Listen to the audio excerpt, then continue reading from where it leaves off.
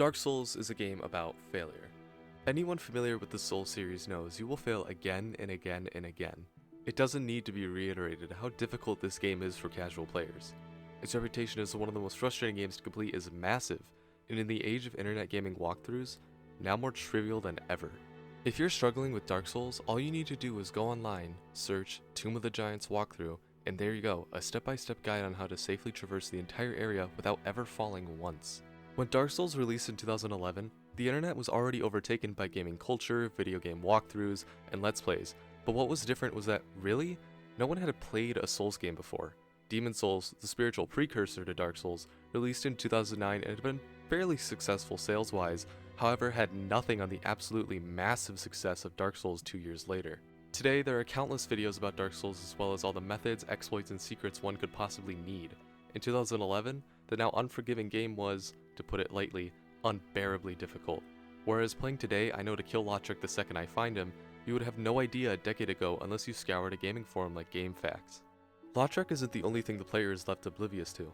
As just a few examples, the most hated area in the game, Blighttown, is almost entirely optional because of a secret shortcut. The boss, Ceaseless Discharge, can be cheesed by running back to its entrance, causing a sequence that will allow it to die in a few hits, and an item retrieved by going back to the very beginning of the game, then using it on a painting in the late game will send you to an optional hidden area.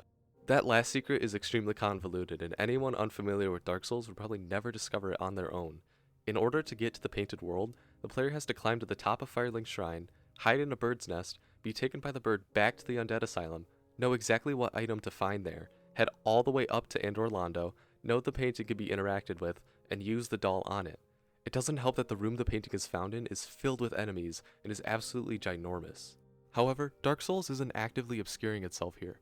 The game's design isn't going out of its way to misguide the player, it's only acting as if the player is really in Lordran, alone and without guidance. Quest markers may not be there, but storytelling still is.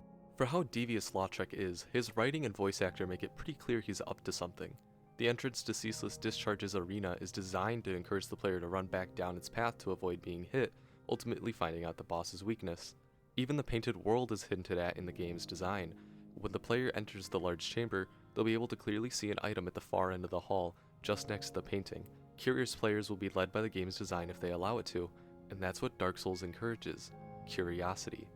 Dark Souls, as unforgiving as it is, throws hints at players constantly.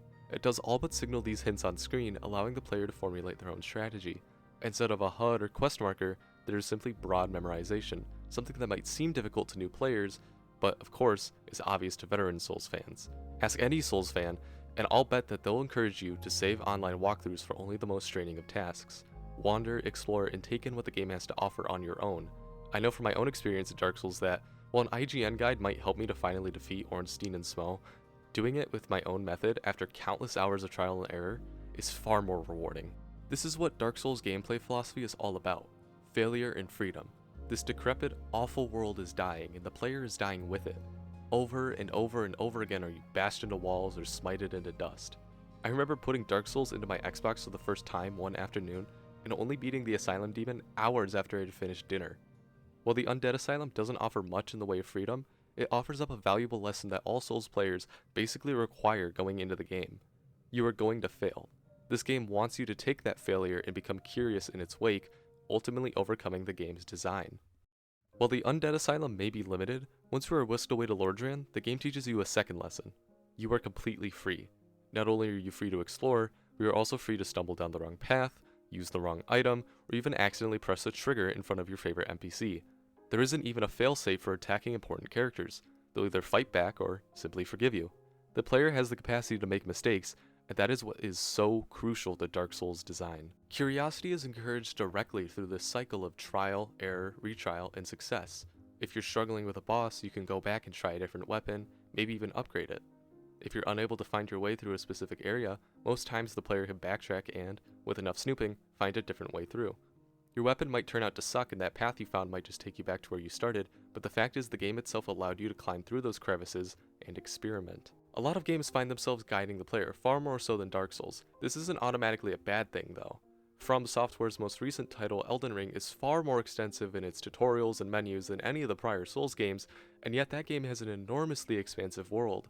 What defines From Software's game design, however, is that curiosity is both warranted and rewarded. Outside of its fanbase, the game itself isn't really known for its world, nor what the player does in that world, nor even really most of the game's design. Dark Souls' narrative is relegated mostly to fan discussion, while its gameplay is practically only intertwined with discussions over the most difficult games of all time. It isn't necessarily because it's confusing though, it's because of the bosses.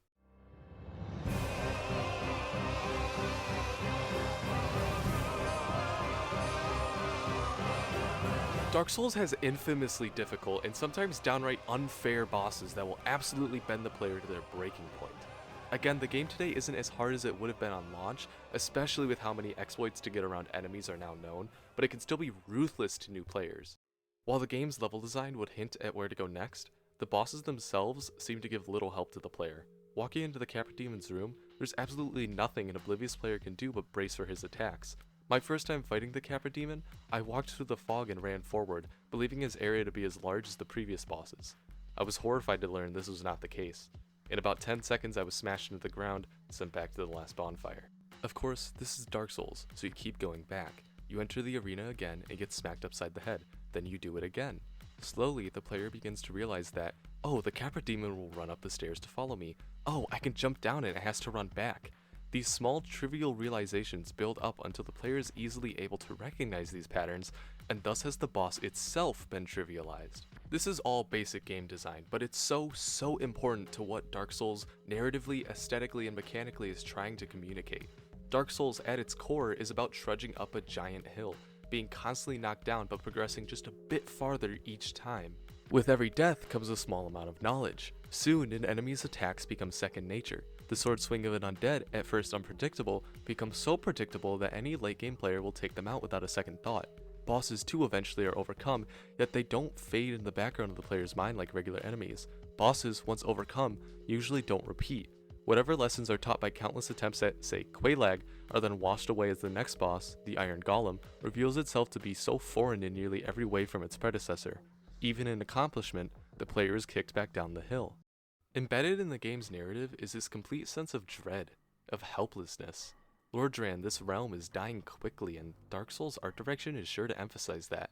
Save for Anor Londo, every area of the game is decrepit. The game's aesthetic is meant to mirror that of its narrative, a world far beyond its golden age in need of someone to begin the cycle anew. You, the player, exist at the end of the world. The darkness, encroaching ever so quickly upon Lordran, is soon to consume all. Dark Souls does little to encourage the player in the face of this. There is no applause, most NPCs don't congratulate you for your process, and those who do, well, might be hiding something. There is probably no better example of Dark Souls' entropic philosophy than Solaire. You meet him early on in the game where he hands you an item used for multiplayer co-op. Immediately the player is told by the game that this man is pure. Basking in sunlight, equipped with a hearty laugh and good charm, Dark Souls actively wants the player to feel comfort in his presence. He's probably the most humanized character throughout the game's story, and because of that he's become beloved in the Souls community.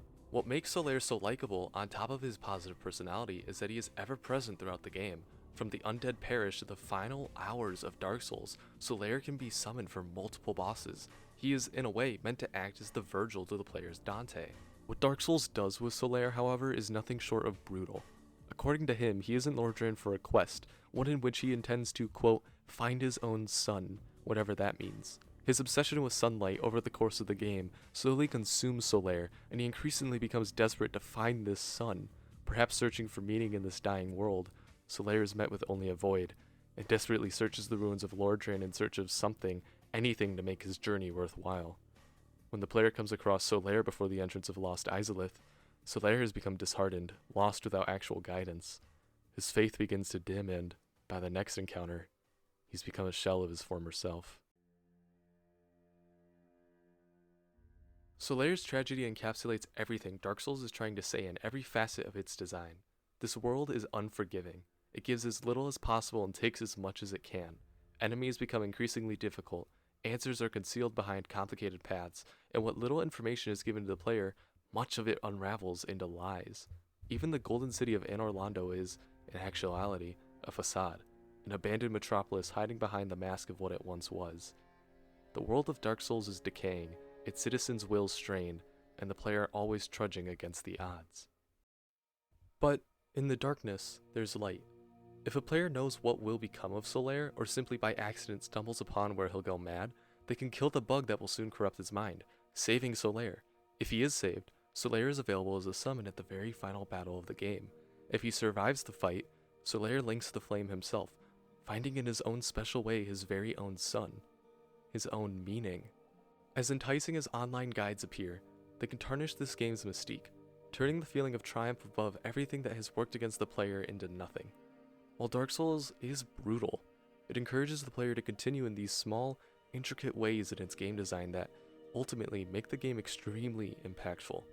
Finally overcoming the Capra Demon, finally reaching the bonfire atop Sen's fortress, making it past the big fuck-off dragon in Undead Parish, and maybe, just maybe, saving Solaire.